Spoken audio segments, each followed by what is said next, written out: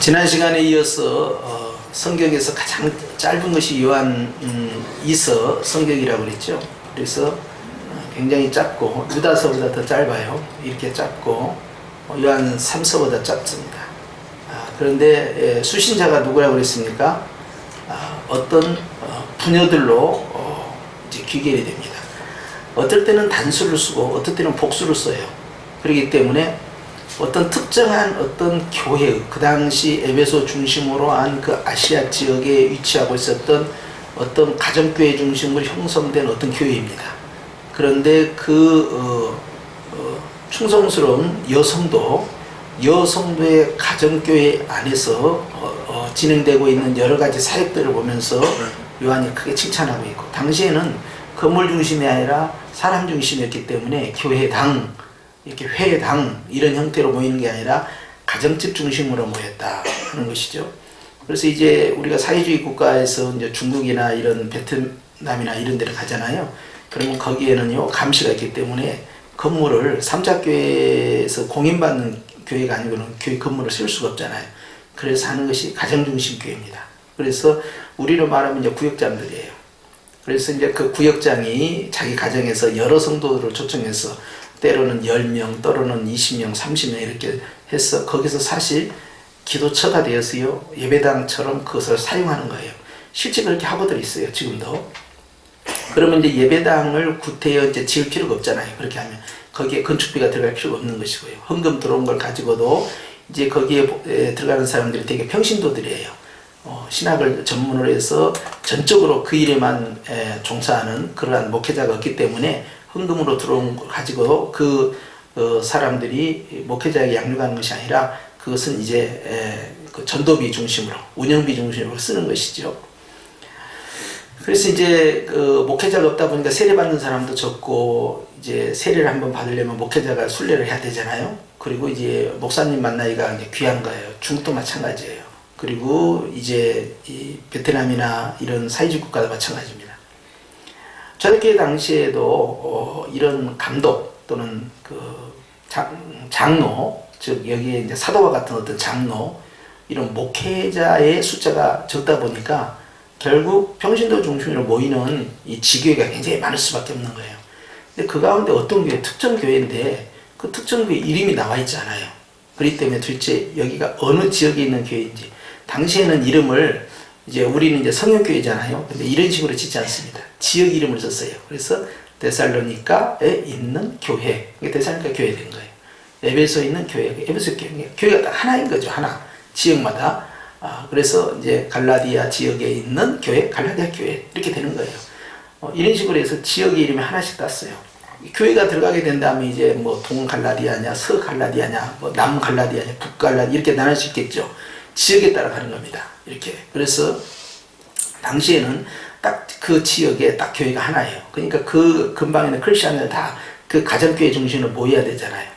그런 구조 속에서 신앙생활이 돼가는데 회당이나 이런 게 없었죠. 핍박기가 강하게 되면 가정예배도 안 되잖아요. 그럼 어디로 갑니까?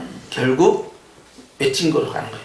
그래서 이제 지하 동굴로 들어간다든지 또 변두리로 간다든지 또는 이제 굴이 이제 석회 속으로 된 데가 많으니까 파기가 좋으니까요. 굴 속에 들어간다든지, 로마 같은 경우는 이제 공동묘지가 있어요. 공동묘지 밑으로 이제 지하에 굴을 파는 지역이 많이 있으니까 이제 그걸 카타콤이라고 하는데요. 그런데 이제 사람들이 잘 오지 않는 곳, 이런 곳에 가가지고 몰래 예배를 드린다든지 이런 식으로 했다 이 말이죠. 지금 이 요한이 이 편지를 쓸 때는요, 굉장히 그 요한 사역의 말기에 썼기 때문에요. 이미 네로 황제의 그 핍박기가 이미 지나서요. 이제 그 다음 왕들, 황제들이 등장한 시대인데요. 네로 황제 이후에 핍박이 줄어들느냐? 절대 줄어들지 않습니다. 계속해서 로마 황제들의 핍박은 강화가 돼갔어요. 그러니까 네로가 가장 악한 왕이다 생각하면 안 되고요. 그 다음 일어난 황제들 할 것이 계속해서 아주 기독교에 대해서 아주 반대되는 정책, 그리고 실제 처벌을 하고요. 그리고 죽이는 그런 일들이 박해하는 시기가 다반사로 일어난 시대예요. 그러면은 정상적으로 가정교회에서 모일 수 있겠어요? 공개적으로 모일 수 있겠어요? 아니죠. 비공개로 모여야 되고요. 은밀하게 모여야 돼요.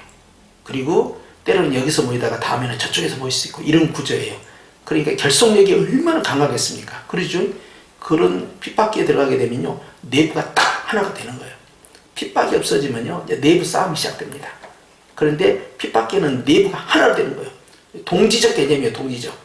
그러니까 느슨한 데서 신앙생활 10년 하는 것보다 큰 환난과 핍박 가운데서요 몇 달이라도 같이 지내잖아요. 그러면 그 관계성의 느낌은 완전히 다릅니다. 그래서 이제 군대에서는 전우라고 하잖아요. 근데 실제 훈련을 받는 전우가 아니라 전투를 직접 해보고 서로가 서로의 목숨을 지켜주고 돌봐주고 그런 과정이 반복되다 보면요, 그 다음에 느끼는 이 감정이라는 것은 정말 가족 이상인 거예요. 그것은. 자, 그런데 이 부녀, 특정한 부녀가 한 명이 딱 등장합니다. 누군지는 몰라. 이름이 공개되지 않았어요. 어느 지역인지 몰라요. 그러나 분명히 에베소 중심으로 한 오늘날에서 터키죠. 그 아시아 지역에 있어서 어떤 교회일 것이다. 자, 거기까지 예상하고, 그리고 어떨 때 가서는 복수를 씁니다. 어떨 때는 단수를 씁니다. 이럴 때마다 이제 상대방을 확대시키기도 하고 좁히기도 하고 이렇게 해요. 그래서 1절부터 3절까지 했고 오늘 4절인데요. 첫 번째는 어떻게 시작합니까? 시작. 너의 자녀들 중에, 자, 복수입니까? 단수입니까? 딱 단수예요. 너라고 딱 지적했어요. 너희들이라 하지 않습니다. 너희들이라고 할 때도 또 있어요. 근데 너라고 딱 지적합니다. 너 딱 하나를 지적하는 거예요. 이걸로 봤을 때는 특정한 어떤 이제 여성도를 가리키는 거예요. 그 사람이 리더십이에요. 그 사람이 실적으로 그 교회를 도맡아서 끌고 가고 있는 책임자인 거예요. 그렇기 때문에 당시에는 이렇게 체계적이고 조직화되어 있지 않았잖아요. 오늘날처럼 이런 장로교 체제처럼 존 칼빈 이후에 생긴 이런 조직교회가 아니란 말이에요. 굉장히 엉성한 상황이었어요. 그렇기 때문에 이제 여기에서 전체를 리드하는 어떤 특정 이제 여성도가 있는데, 부녀 딱 이렇게 했는데 한 명을 딱 지적한 거예요. 너의 자녀 이렇게 딱 지적 들어갑니다. 그래서 이제 이 여성도가 누군지 모르지만, 주님은 다 알고 계시지만, 너의 자녀들 중에 우리가 아버지께 받은 계명대로 진리를 행하는 자를 내가 보니 심히 기쁘다. 이 말씀을 다시 이제 의역을 하면, 너의 자녀들이 몇이 있는데 네 자녀들이 오직 우리가 하나님께 받은 그 계명대로, 그 명령대로 오직 그 말씀 안에서만 행한다는 말을 내가 소문을 들었다. 내가 이 말을 듣고 얼마나 기쁜지 모르겠다. 지금 이렇게 표현한 겁니다. 그러니까 가정교육이 잘 됐어요, 안 됐어요? 잘 된 거죠. 아주 철저하게. 육신의 어머니면서 신앙의 어머니, 우리 자녀 교육만큼은 확실하게 하더라고요. 그러니까 이분은 뭐 보나마나 체험적 신앙이에요. 그것은 본문에 나오지 않아도 이렇게 주님 안에서 확실한 신앙을 가지고 가정교육도 철저히 시키고, 그리고 하나의 가정교회, 그 숫자가 몇인지는 알 수 없어요. 수십 명 이상의 어떤 조직을 끌고 가고 있는 아주 리더십이 있는 아주 강력한 이제 그 분야예요. 그런데 가정이 이렇게까지 신앙생활 잘 됐다니까 얼마나 기쁜지 모른다. 과거에 우리의 자녀의 교육은 다 그런 과정이었어요. 그런데 오늘날에 와서는요, 21세기에 와서는요, 자녀 교육이 부모 뜻대로 안 되는 시대가 됐어요. 아이들의 인권을 이야기하고 또 아이들의 자주적인 판단, 이런 것들을 높여주다 보니까 신앙생활이 굉장히 약화가 됩니다. 그리고 신앙에 대해서 부모 세대가 아주 강력하게 목숨 걸고 처음부터 초반에 어렸을 때부터 확실하게 잡아놓지 않냐고 청소년기에서 잡으려고 하면 이미 꺾어지는 거예요. 이미 늦어버린 거예요. 그래서 유치원 때부터 굉장히 중요하죠. 그리고 초등학교 때 이제 굉장히 중요한 거예요. 가면 갈수록 이제 흔들리기 시작하는 거죠. 그러면서 타협을 하잖아요, 우리가. 이렇게 이제 중학교 가는 문제, 또 고등학교 가는 문제, 대학교 가는 문제, 그런 부분이 왜 중요합니까? 직장과 직결되어 있고, 직장과 직결되어 있는 것은 경제 문제와 직결되어 있고, 경제 문제와 직결된 것은 행복과 결정되어 있다고 생각을 해요. 다 그런 개념이에요. 그러니까 공부 열심히 하는 것도 경제 문제고, 경제 문제를 해결하는 것도 결국은 그 사람의 성공을 통해서 행복해지고자 하는 목표가 뚜렷하게 저변에 깔려 있는 거예요. 우리나라 같은 경우는 공부만 잘하면 말이죠, 언제든지 출세할 수 있다는 기본 개념이 있잖아요. 과거에는 양반들만 이제 과장에 나갔단 말이에요. 그래서 이제 과시를 봐요. 그런데 이제 오늘날에 와서는요, 어떤 평민이든 모든 국민이든 말이죠, 이제 이 천민 계층이 없어졌잖아요. 그러니까 이제는 신분 계급이 타파가 됐기 때문에 누구든지 공부만 잘하면은 누구든지 저 윗자리까지 올라갈 수 있는 거예요. 그리고 심지어는 정치인들 가운데에서 과거에 정말 찢어지게 가난하게 살고 정말 어려운 가정에서 정말 귀하지 못한 그러한 삶을 사는 것이 오히려 에피소드가 되고요. 그것이 국민들의 마음을 사로잡는 일에 쓰여서요. 그걸 오히려 자랑하는 그런 시대가 됐어요. 그래서 저 사람의 과거가 금수저냐 아니면 흑수저냐, 흑수저란다, 야 그러면 뭔가 더 있다라고 점수를 더 주는 그런 시대가 됐어요. 그래서 이제는 오히려 개천에서 용이 날 수 있느냐, 개천에서 용이 나는 걸 더 좋아하는 거예요. 어떤 사람은 개천에서 용 안 나도 된다 해가지고 그냥 역풍을 맞고 지금 난리가 나고 있잖아요. 조항계라고. 그런데 어찌됐든 부모들마다 다 붕어로 살고 가재로 살고 개로 살기 그길 원하겠어요. 내 새끼라면 어떤 생각을 갖겠어요. 공부 열심히 해서 네가 나보다 부모보다 더 나은 삶을 살기 원한다. 이런 거에 다 마음속에 있다 이 말이에요. 그런다 보니까 신앙생활이 약화가 됩니다. 이제 신앙생활에 목숨을 걸잖아요. 그래서 과거 우리 부모 세대가 가져 있었던 신앙관과 오늘날의 신앙관은 굉장히 차이점이 있고 또 아이들 자녀 자체가 통제가 안 되는 시대가 되어버렸어요. 그러다 보니까 굉장히 이제 인구 감소와 함께 이런 여러 가지 문화적인 것이 복합적으로 적용돼서 이제 자녀들의 신앙을 바로 잡는 일이 굉장히 어려운 시기가 되어버렸어요. 그리고 이미 장성한 상황에서 아이들의 신앙을 핸들링 한다는 건 어렵습니다. 이제 지금 말도 듣잖아요. 자기 소견에 오른 대로 사는 시대가 된 거예요. 그러니 어떻게 하겠어요? 뒤에서 기도는 해주지. 괜히 딴소리하고 했다가 부딪히게 되면 말이죠. 신경질 안 되고 용돈도 안 줄 것 같고 말이죠. 이제 그런 시대까지 몰리는 거예요. 눈치나 보게 되고 이제 부모가. 자, 우리가 그렇지 않는 시대도 있었는데 말이죠. 굉장히 권위주의적인 부모 세대도 있었어요. 우리 부모들은 다 권위주의적인 권위 시대였어요. 권위주의와 권위가 같이 먹게 들어가죠. 뚫게 맞게도 많이 맞고 욕도 많이 얻어먹고 다 그런 시대에 살았잖아요. 우리 그것이 자연스러운 줄 알았어. 그런 문화가. 학교에서도 선생님한테 엄청 혼나고 야단맞고 때려맞고 그렇게 했잖아요. 그런 것이 그냥 자연스러운 줄 알았어요. 군대에서도 마찬가지고. 그런데 이제는 그런 세상이 됐다면 큰일 나는 세상이 되는 거예요. 그러다 보니까 완전히 달려있죠. 강압은 안 되는 거예요. 이제 다른 방식으로 접근해야 되는 거죠. 1절 1장 이 4절에 나타난 이 말씀이 이 가정의 큰 복입니다. 부모가 잘 되는 것도 중요하지만 자녀들이 신앙 안에서 오직 말씀대로만 행한다니 더 이상 기쁜 것이 없다는 거예요. 야, 난 그렇지 않죠. 뭐 인류 기업에 가고 인류 뭐 의사가 되고 외교관이 되고 뭐 사법고시에 필시하고 초인류 기업에 취직하고 글로벌 회사에 들어가고 이런 것만 좋아한 것이 아니라 신앙이 저렇게 분명하다니 얼마나 좋냐. 이게 가치가 뭐냐의 싸움입니다. 무엇이 진정한 가치냐 이 가정에. 그런데 이제 경제 문제로 가게 되고 이제 물질 문제로 가게 되니까 결국 가치의 기준을 바꾸는 거예요. 그러면 성공한 줄 알고 그렇게 하면은 하나님께 복 받은 줄 알고 그런 것이 우리 안에 젖어 들어오죠. 이것이 이제 물질 만능주의야. 그런데 우리의 개념은 분명해야 됩니다. 우리는 물질은 하나님 앞에서 제1 중요 기초가 돼서는 안 돼요. 항상 경제 문제는 두 번째예요. 항상 주님과 나와의 신실한 관계가 잘 형성되고 바른 가치관과 바른 성품을 유지하고 있느냐 이게 굉장히 중요한 거예요. 그러니까 몸이 아픈 사람하고는 같이 살 수 있어요. 그런데 정신적으로 이 심적으로 문제가 완전히 왜곡된 사람하고는요 절대 같이 못 삽니다. 이건 전쟁이에요.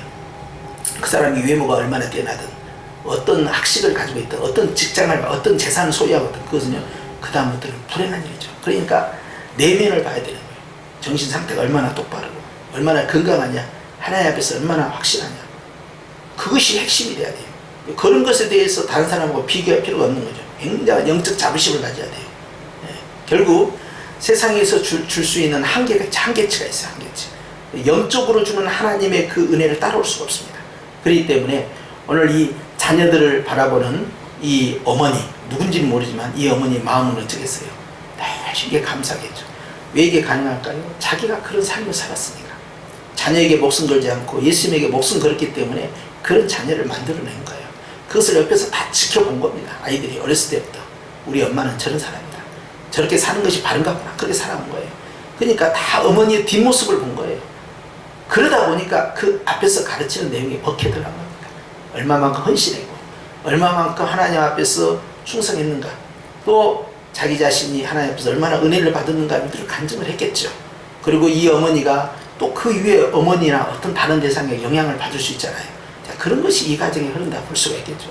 근데 자녀들이 우리가 주께 받은 그 계명대로 그 안에서 행한다.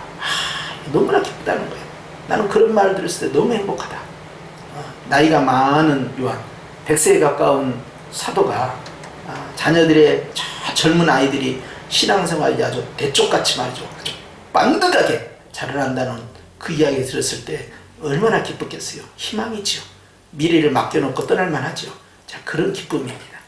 그 다음 1장 5절 시작. 부녀여 내가 이제 내게 구하노니 서로 사랑하자 그랬어요. 지금까지 이제 여러 가지 1절부터 3절까지 인사하고 또 이제 그 덕담을 하는 거예요. 네가 참 이런 거 잘하구나. 성경은 항상 그런 방식으로 나가고 일반적으로 연설할 때도 그럽니다. 연설할 때도 그렇게 하고 법원에서 판사들도 그렇게 해요. 처음에는 좋은 이야기를 먼저 합니다. 처음에 좋은 이야기가 판사가 먼저 나오잖아요. 그럼 나중에는 가서 그냥 엄하게 그냥 막 때려요. 또 이제 사도 바울도 편지를 쓸 때 처음에 좋은 이야기를 많이 하잖아요. 그럼 나중에 가서는 반드시 책망이 나와요. 꼭 그런 식으로 합니다. 그래서 보통 그러잖아요. 좋은 말을 먼저 해줄까 나쁜 말을 먼저 해줄까 이런 말을 하잖아요. 그러면 사람들이 되게 좋은 말을 먼저 들은다고 그래요. 그게 잘한 겁니다. 좋은 말을 먼저 들어야 나쁜 말을 흡수할 수가 있죠. 나중에 나쁜 말을 먼저 듣잖아요. 그러면 좋은 말을 듣고 싶잖아요. 그냥 마음이 확 틀어졌으니까. 그러니까 항상 좋은 말을 먼저 해주는 거예요. 그래서 처음에 덕담이 많이 나가요. 그런 다음에 딱 한 가지를 지적을 합니다. 그게 뭡니까? 내가 내게 구하노니 그랬어요. 구한다 하는 것은 기도할 때 쓰는 용어인데 여기에서는 내가 너에게 요청한다는 거예요. 이게 이 분야에 대해서 상당히 사도 요한이 존중해주는 마음을 갖는 거예요. 사실 유일한 사도입니다. 예수님이 직계 제자고 제자들 가운데 가장 사랑받은 자고 말이죠. 이런 사도 나이도 연세도 100세에 가까운 이분이 부녀에게 무슨 구하노니 뭐 이런 용어를 씁니까? 그냥 음악에 한마디 딱 하면 될 만도 하잖아요. 그런데 2000년 전 상황인데도 그렇게 하잖아요. 굉장히 존중해 줍니다. 내가 너에게 하나를 구하겠다 하고 아주 정중하게 요청을 합니다. 그게 뭐예요? 시작. 서로 사랑하자. 이는 새 계명 같이 내게 쓰는 것이 아니요 처음부터 우리가 가진 것이다 그랬어요. 이 부녀가 가정교육 잘했다고 했죠. 이 부녀가 하나님 앞에서 헌신했다고 그랬죠. 이 부녀가 한 가정교회를 끌고 책임지고 가는 그런 리더십이 있는 아주 열정적인 성도라고 그랬죠. 그런데 하나를 탁 지적한 거예요. 왜 지적했을까요? 이걸 잘하고 있어서 지적하고 있는 것이 아닙니다. 반드시 이 부분을 지적해야만 이게 보완이 되기 때문에 그렇고요. 그리고 가장 본질이 뭔가를 깨닫게 하는 거예요. 이 분에게 필요한 것들은 뭐였어요? 서로 사랑하는. 그러니까 교회를 끌고 가는 리더십이 아주 강력한 리더십이 있는데 무엇을 끌고 가라는 거예요? 사랑으로 끌고 가라는 거예요. 이게 어머니의 그 사랑, 그 리더십의 그 사랑을 예수님의 사랑과 연결합니다. 그러면서 이것이 뭐 새롭게 내가 말한 것이 아니라 네가 진작부터 알고 있는 거 아니냐 하는 거예요. 6절로 가봐요. 자, 6절에 이어서 계속 말합니다. 시작. 또 사랑은 이것이니 우리가 그 계명을 따라 행하는 것이요 계명은 이것이니 우리가 처음부터 들은 바와 같이 그 가운데서 행하라 하시니라. 첫 번째는 네가 교회 안에서 가장 가정교회에서 중요하게 생각할 본질이 뭔지 아느냐? 그것은 바로 사랑이다. 네 자신이 사랑의 마음을 같이 한다. 그거였어요. 그러니까 네가 교회도 네 가정에서 세우고 또 수많은 사람들을 네가 케어를 하고 또 복음을 전파하고 기도 열심히 하고 주님을 향해 충성을 목숨 걸고 충성하고 자녀교육 똑바로 시키고 말이지 네 모든 재산을 다 드리면서까지 하나님의 교회를 세워가는 그 모습 보니까 얼마나 좋냐 이 말이에요. 그러나 사랑이 최고다. 그걸 딱 강조합니다. 사랑이 최고다. 사실 이 말을 하고 싶어요. 1장 5절 이 말을 하고 싶어서 이 서신이 발송이 된 거예요. 사실. 그러니까 주변에서 이제 각 기도처에서 보고가 들어오지 않습니까? 요한에게. 저 교회는 어떻습니다. 어떻습니다. 출석은 몇 명 합니다. 교회는 이상이 있습니다. 없습니다. 이런 문제 있습니다. 없습니다. 이단이 왔습니다. 안 왔습니다. 다 보고가 들어오잖아요. 왜? 유일한 그 당시에는 리더예요. 유일한 리더예요. 그 누구도 요한의 권위를 뛰어넘을 수 없어요. 사람들은 뭐 로마 가톨릭에서는 제1대 교황이 베드로다 그래요. 베드로가 1대 교황이다. 왜냐하면 베드로가 반석이고 천국 열쇠권을 받았으니까 1대 교황이다. 이런 식으로 표현하는데 실상 베드로는 죽었어요 지금. 자, 벌써 20-30년에 죽은 거야. 그럼 누구만 남았어요? 요한만 남았어요. 그러면 그 당시에 굳이 천주교로 표현하자면 이것은 유일한 교황이에요. 예? 그런데 유일한 리더십입니다. 그럼 모든 처소에서 다 보고가 옵니다. 요한의 얼굴을 보는 것만으로도 정말 감지덕지 않겠어요? 왜? 예수님의 직계 제자고 가장 사랑받는 제자고 그리고 유일한 생존자예요. 얼마나 요한을 예수님 흠모하듯이 보고 싶겠어요. 움직일 수가 없어요. 그런데 찾아와야지. 그러니까 서신을 쓰는 거예요. 그런데 딱 한 교회를 잡아가지고 서신을 그 부녀에게 보낸 거예요. 다 잘하는데 하나만을 꼭 강조해야 되겠구나. 열심도 있고 헌신도 있고 섬김도 있고 가정교육도 잘 시키고 교회도 확실하게 온갖 충성을 다하고 그렇게 하는데 얘야 사랑이 최고다. 이걸 강조하고 싶은 거예요. 그러면서 아주 정중하게 구합니다. 내가 내게 구하노니 서로 사랑하자. 사랑하라는 것이 아니라 서로 사랑하자. 그럼 누군가 관계성이 있는 거예요. 이 부녀와 관계성이 있는 사람이라. 그들도 사랑해야 되지만 너도 사랑해야 된다. 너도 사랑하고 그들도 사랑해야 된다. 서로 쌍방간에 사랑해야 한다.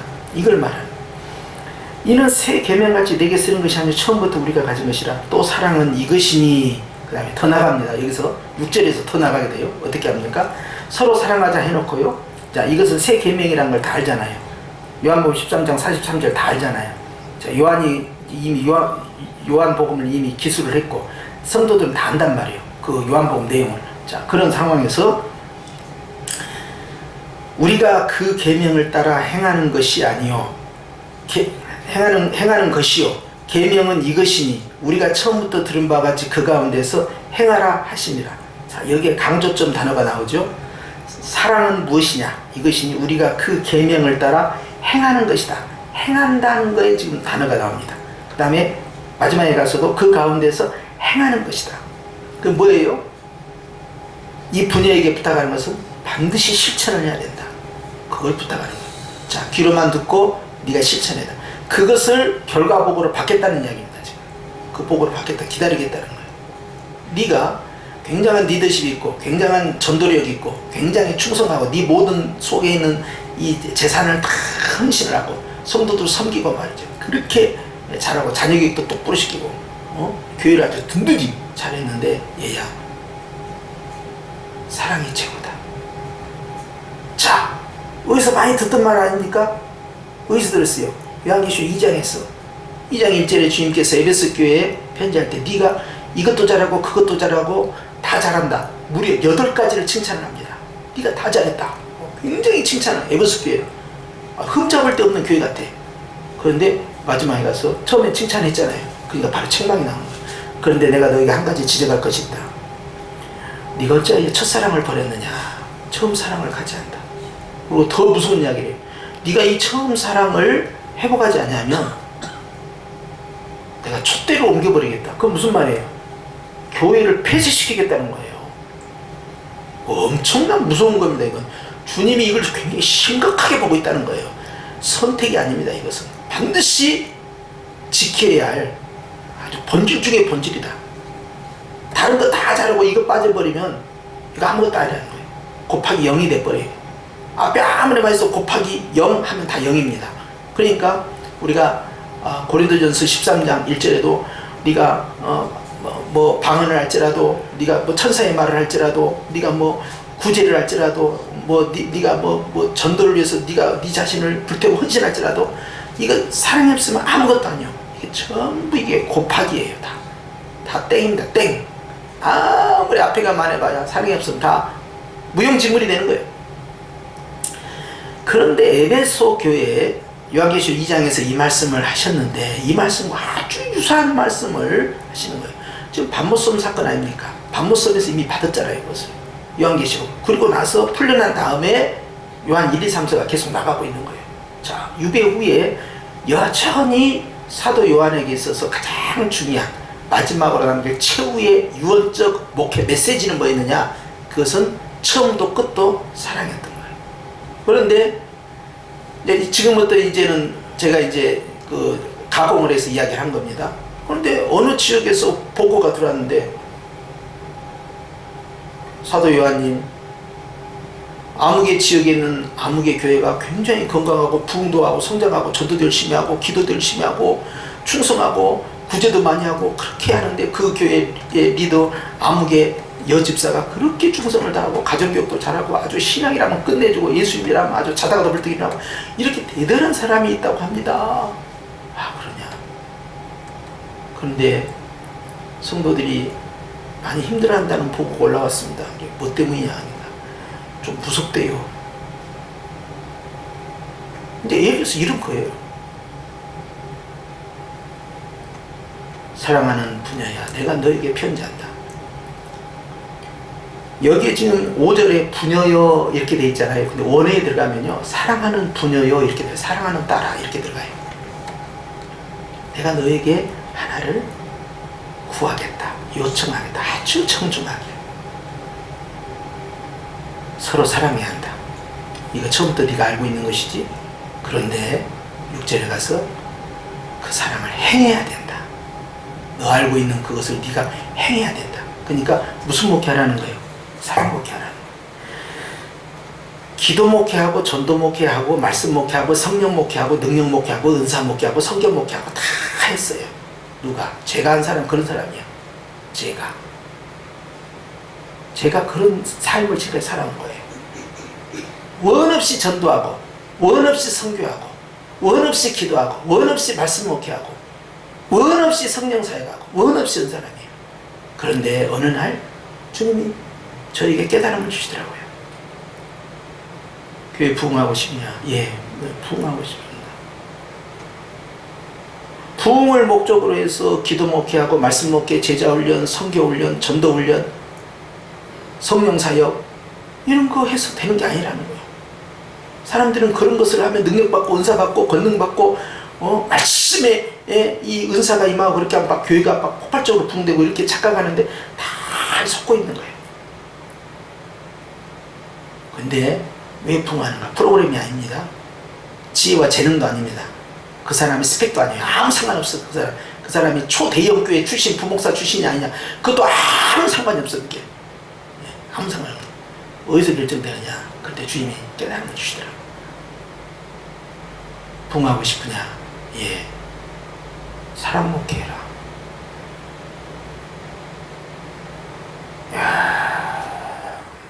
나는 그때 생각을 바꾼 거예요. 내가 열심히 기도 목회하고 전도 목회하고 말씀 목회하고 제자 훈련하고 막 부흥사역하고 선교하고 말이지, 은사사역, 능력사역, 성령사역 막 이렇게 하면 엄청나게 말이지 하나님께서 양떼를 다 쏟아 부어줄 것이다 막 이런 착각 속에 pan 거예요. 그래서 그냥 와서 그냥 주님 앞에 밤낮으로 부르짖고 막 그렇게 했다 이 말이에요. 내 모든 철봉을 다 주님 앞에 던진 거예요. 그런데 주님도 그 말씀을 다 들은 다음에 제가 완전히 한 방 맞은 거죠. 생각이 다 바뀌더라고요. 실제 가면 우리 노예도 마찬가지로 총회대 보면 나보다 설교 더 잘한 것도 아니야. 나만큼 저렇게 개척이 험한 지역을 와보고 그렇게 건축을 하고 그렇게 그냥 주기사기로 그렇게 살아온 사람도 아니에요. 기도를 뭐 나보다 잘한 것도 아니고 무슨 뭐 굉장한 영성 있는 것도 아닌 것 같아. 그런데 목회를 잘해. 설교로 들어오면 밋밋해서 들을 수가 없어. 이상하단 말이지. 왜 그럴까? 그 어디 가서 뭐 배워갖고 오고 말이지. 보면은 그냥 시원찮아요. 그냥 스펙도 시원찮고 도대체 말이야. 그런데 마음이요, 사랑의 은사가 있어요.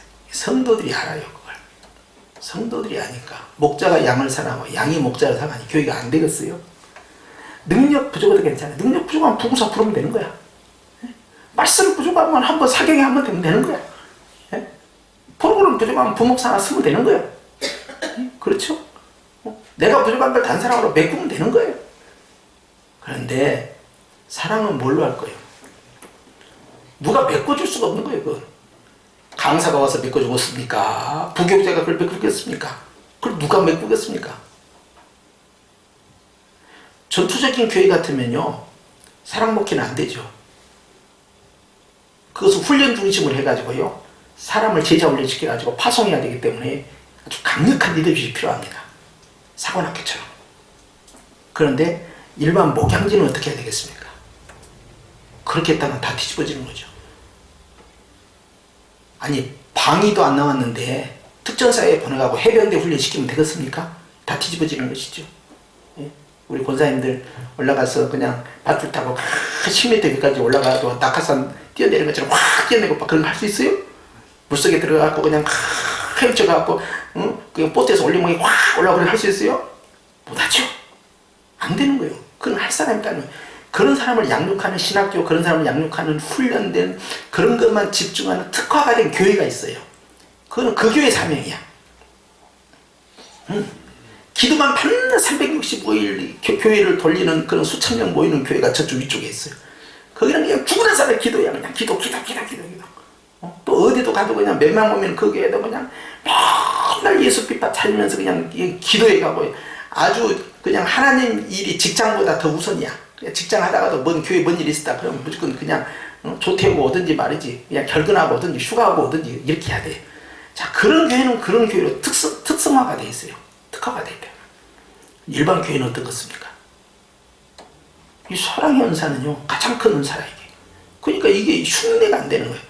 그러니까 뭐 무슨 은사 받았다, 뭐 능력 받았다, 권능 받았다, 무슨 지식이 충만하다, 뭐 기도의 영적 체험이 있다, 이런 것은 절대 사랑의 은사를 능가할 수가 없습니다. 성령 충만의 가장 핵심은 사랑이거든. 이게 사랑은 성령 충만 자체야. 이게 어떻게 하겠어요? 따라갈 수가 없잖아요. 나머지는 다 그 밑에요. 사역을 위해서 주신 것뿐이야. 다 밑에 있는 것들이에요. 그 사람이 아무리 영적으로 신령한다 한들 그 성령 충만과 상관없는 거예요. 그것은 성령의 은사가 있을 뿐이지. 그러니까 사랑이 최고야. 아니, 어머니가 봐봐요. 어머니가 요리를 잘해? 김치를 잘 담고? 아이고, 나이 들수록 참, 이번에 어머니가 주신 그 김치가 도착을 했는데요, 예전만 아니요. 이게 젓갈도 좀 잘 넣고 말이지. 옛날에는 속 넣을 때도 굴도 좀 넣고 말이야. 그냥 좀 이것저것 넣더니 요즘 그것도 아니고. 그리고 문제는 뭐냐? 연세가 이제 80, 90대다 보니까 미각을 자꾸 상실하는가 봐. 간을 잘 못 맞춰. 노인되니까. 그런데도 이 사람들의 이 머릿속에는 무엇이 있는지 아세요? 맛있으면 옛날 어머니가 해준 그 맛이야. 그런 말만 해. 그게 딱 이게 들어있는 거야. 어머니가 무슨 뭐 요리 학교를 나왔어요. 무슨 인류 호텔에서 뭐 주방장 출신이야. 아니야. 형편없어 그냥. 다 겪는 일 하면서 배우고 시어머니한테 배우고 남들 하는 대로 하고 하니까 그냥 그냥 그 해왔던 거예요 그냥. 그런데도 뭐가 다를까요? 해주는 사람이 다르거든. 해주는 사람. 식당에서 먹을 때하고 똑같은 된장찌개도 다르단 말이야. 그러니까 여행 갔다가도 돌아올 때도 인천만 돌아와도 어때요? 아이고, 한국에 왔네. 세계 어디를 다녀도 그래도 우리 한국이 최고예요. 미세먼지가 이렇게 많은데도 한국이 최고예요.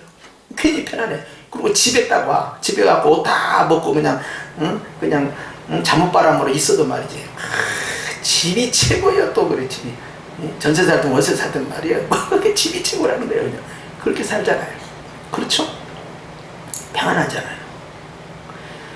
어머니의 그 사랑을 다른 사람 흉내낼 수 없는 것처럼 이 사랑의 은사는요, 이게 만들어지는 게 아닙니다. 이거. 저 사람 성품이 원래 그래 만들어지는 게 아니에요. 이것은 계시록 13장, 고린도전서 13장에 보니까 어떻게 되어 있어요? 그것은 가장 큰 은사를 너희에게 주겠다 그랬어요. 그것이 바로 사랑의 은사예요. 그러니까 이것은 주님이 주시는 선물이에요. 인력으로 안 됩니다. 이거. 노력해서 되는 거 아니에요. 이거.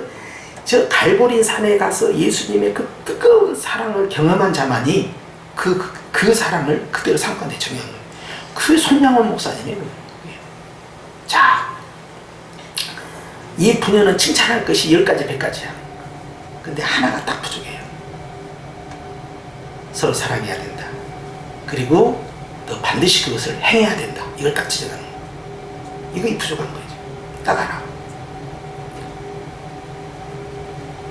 바울이 이걸 썼을 때 시험되지 않으려고 얼마나 정중하게 이 요한이 이 편지를 썼겠습니까? 그런데도 지적할 것은 확실히 지적하죠. 사랑이란다. 응? 사랑하는 이것이니 우리가 그 계명을 따라 행하는 것이다. 행하는 거에 초점이죠. 그러니까 야고보서에 행함이 있는 믿음을 말하는 거예요. 행함이 없는 믿음은 죽은 믿음이다. 그러니까 행해야 된다. 귀신들도 하나님을 두려워 떤다. 그러나 구원받지 못하죠. 왜? 귀신들은 하나님 말씀에 순종하지 않아요. 그러니까 하나님을 믿어요. 귀신도 하나님 믿어요. 귀신 하나님 믿습니다. 순종하지 않습니다. 우리도 하나님 믿습니다. 근데 우리가 순종하지 않는다면 귀신의 믿음과 다를 바가 뭐냐? 그것이 야고보서의 핵심이에요. 실천을 하라는 거예요. 반드시. 네가 그걸 믿는다면 반드시 그렇게 따라가야 된다. 자, 그걸 강조하는 거예요. 자, 그러니까 여기서도 마찬가지. 행하는 것이다. 그래서 내가 야, 그렇구나. 결국은 사랑 목회구나. 그래서 목사님들 보면은 저분은 별 특기가 없는데 이상하게 교회가 돼. 성도들이 자꾸 모여. 좀 이상하다, 저 교회는. 프로그램이 좋을까? 아니면 어떤 특별한 탤런트가 있는가? 뭐 이번에 뭐 특별한 거 있습니까? 그리고 묻고 싶어요. 또 그런 걸 자랑하는 교회도 많이 있잖아요. 근데 별스럽지 않는데 교회가 이상하게 그냥 가면은 그냥 화기애애하고 그냥 웃음꽃이 넘치고 그냥 교회가 설교 들어오면 싱거워서 못 듣겠는데 그냥 뭐 괜히 별것도 아닌데 이게 좋다고 그러고. 사실 물어보면 설교는 못한다고 그래. 시대에서 나온 설교가 더 좋다고 해. 자기들끼리도. 그렇게 하면서도 그냥 이상하게 교회가 계속 성장해 가는 거예요. 뭐 때문에 그럴까? 사랑이요, 사랑. 그래서 그때 깨달았죠. 내가 별의별 방법을 다 써봤지만 결론은 사랑이었구나. 부흥을 목적으로 한다면 사랑으로 갈 수밖에 없고요. 그 다음에 특별한 하나님이 나에게 주신 사명을 감당하려면 그것을 특화시켜야 되겠죠. 그러니까 특화된 교회들도 많이 있어요. 또 특화된 우리는 뭐 기도를 많이 한다, 축도를 많이 한다, 우리는 성경 공부를 열심히 한다, 우리는 뭐 성교를 많이 한다. 뭐 자기들 나름대로 그 특화된 데가 있어요. 그런데 그걸로 교회 성장의 승부수를 잡아서는 안 된다. 우리는 기도 충만, 성경 충만, 능력 충만, 은사 충만, 우리는 아침 저녁으로 그냥 부흥하고 그렇게 하니까 교회가 부흥한다. 그것도 다 허당이에요. 진실을 알아야 됩니다. 결국 사랑이었던 거예요. 왜? 그것이 바로 가족 공동체니까 그럽니다. 돈 많으면 뭐해? 맨날 싸우는데. 돈 많으면 뭐해? 식구가 많으면 뭐하냐고요. 사랑이 없으면. 결국 나중에 분열돼 버려. 분열될 때는 숫자 많을 때가 더 잘 쪼개져. 또. 그러니까 핵심이 뭐냐면 그렇구나. 우리 엘피스도 열심히 전도하고 이렇게 너무 감사한데 항상 우리 속에 그걸 의식을 하고 있어야 돼요. 교회가 성장하는 것은 다른 요소를 쓰지 말자는 건 아니에요. 이건 이 방법 다 도입을 해야 돼요. 그러나 가장 중요한 걸 놓쳐버리면 다 허당이 됩니다. 그게 뭐냐? 딱 교회 왔을 때 와, 이 교회는 뭐가 있다? 사랑이 확 느껴져 버려요. 사랑의 온풍이 확 느껴져요. 예배만 참석했는데도 성도들 예배드리는 모습만 보고 뒷모습만 보고 말하는 거 옆에서 곁눈질해서 보기만 하고 움직이는 거 행동하는 거 뒤에 앉으면 세 가지 그냥 다 비교 평가 분석 판단 다 합니다. 국정원이 돼 있어요. 저부터도 그렇게 하죠. 딴 교회 가면 난 딱 보면은 주보 딱 보고 주변에 안내한 사람부터 그 사람들 주변에 있는 사람들이 얼굴 표정부터 다 보는 거야. 식당에 가서 나는 식당에서 서빙하는 사람 보지 않고 식당 안에서 주방에서 일하는 사람 얼굴 쳐다봐. 저 사람 표정이 어떻게 생겼는가. 그럼 답이 딱 나와버려. 그냥 뭐 두말할 것도 없어. 주방장 표정만 보면 그걸로 땡이야. 그 교회 평가는 끝나는 거야. 뭘 보고 써요? 예. 성도들은 다 압니다. 세 가지부터 보면 딱 느낌이란 게 와요. 뭔가 표현할 수 없지만 뭔가가 느낌이란 게 딱 와. 오, 이 교회는 괜히 그냥 평안하고 정말 따뜻해. 뭔가가 이해할 수 없어. 그러면 교회는 되는 거예요. 우리가 이 본질을 놓치고 딴 거 헛발질 하잖아요. 그러면 심령이 폭폭해집니다. 여러분 그걸 기억하시오. 이 분야에게 부탁하는 거예요. 그 가운데서 행하라. 그게 핵심이라는 거예요. 그 어떤 것도 안 돼요. 처음엔 되는 것 같아요. 몇 년, 5년, 10년 되는 것 같아요. 그러다가 한번 찬바람 불 때 한번 확 벼락 맞으면요. 교회 흩어지고 갈라지고 쪼개지는 것은 일도 아닙니다. 더 이상 순식간 없어요. 뭐 공동탑이 무너진다고 하죠? 아무것도 아니에요. 그냥 뭐 몇만 명 모인 게도 아무것도 몇천 명 모인 게도 아무것도 아니더라고. 내가 개척하고 내가 훈련하고 내가 다 일꾼들 세워갖고 이런 제자 훈련시키고 내가 이렇게 해가지고 우리 가정에서 시작해가지고 이렇게 몇천 명 몇만 명 교육 사는데 아무것도 아니고 그거 아무것도 아니야. 그거 보면 그냥 얼마나 놀림. 세상에 이거 웬일이다냐. 된다니까. 사단 마귀는요 분열의 왕이야. 아주 쪼개는 것은 잘 쪼개야죠. 사랑이라는 이 온도를 사단은 견디지를 못합니다. 차가운 거야. 차가운 얼음이야. 근데 얼음이 일단 이렇게 온풍기에 올려놓고 말이야 이게 따뜻한 들어오면 싹 녹아가기 시작하잖아요. 사단은요 녹아 없어져 버려요. 그냥 어디도 살려버려요. 항상 나는 그걸 생각하고 있어요. 내 심적인 목회에 있어서 가장 큰 부담감이 그거예요. 내가 누가 하는 걸 내가 그걸 못 따라갈 것 같습니까? 어떻게든 나는 기회 가버리는 사람이에요. 그 사람이면 나도 한다. 나는 그런 성격이 있어요. 그런데 주님 앞에서 팍 깨진 거예요. 아, 이게 본질이 아니었구나. 내가 핵심을 놓치고 있었구나. 그러면서 기도하면서 하나님, 제가 다른 방법을 선택한 것을 회개합니다. 내려놓는 거죠. 성도 여러분, 특히 수요일날 나오신 분들은 얼마나 교회를 또 사랑하고 신앙에 있어서 또 얼마나 바르게 딱 서 있는 분들입니까? 예. 우리가 앞으로 어떤 방향성을 가지고 나가야 되느냐 이거 깊이 생각하셔야 돼요. 다른 걸로는 이룰 수가 없습니다. 처음부터 받은 그 계명, 그것을 행하라.